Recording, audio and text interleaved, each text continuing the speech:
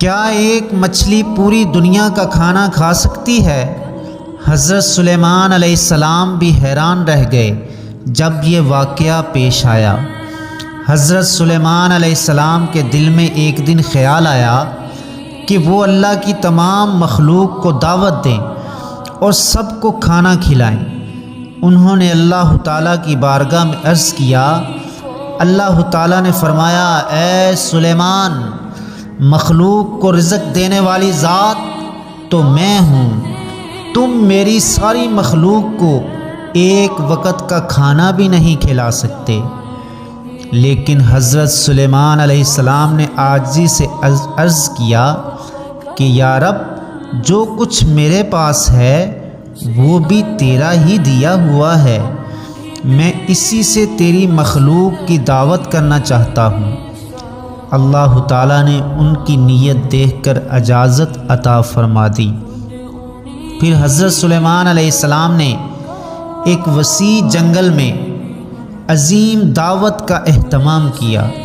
جنات کو حکم دیا کہ جنگل صاف کریں، دریاں بچھائیں اور ہر قسم کا کھانا جمع کریں۔ لاکھوں دیگوں میں کھانا تیار کیا گیا۔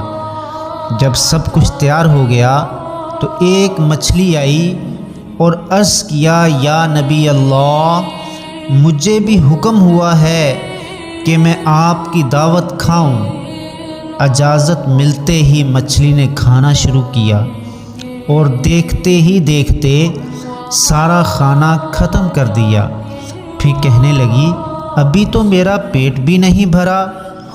حضرت سلیمان علیہ السلام حیران رہ گئے اور فرمایا، یہ تو پوری مخلوق کا کھانا تھا۔ مچھلی نے جواب دیا، یہ تو میرا صرف ایک نوالا تھا، میں روزانہ ایسے 3 نوالے کھاتی ہوں۔ یہ سن کر حضرت سلیمان علیہ السلام فوراً اللہ کے حضور جھک گئے اور عرض کیا، یا اللہ، واقعی تمام مخلوق کو رزق دینے والی ذات صرف تو ہی ہے۔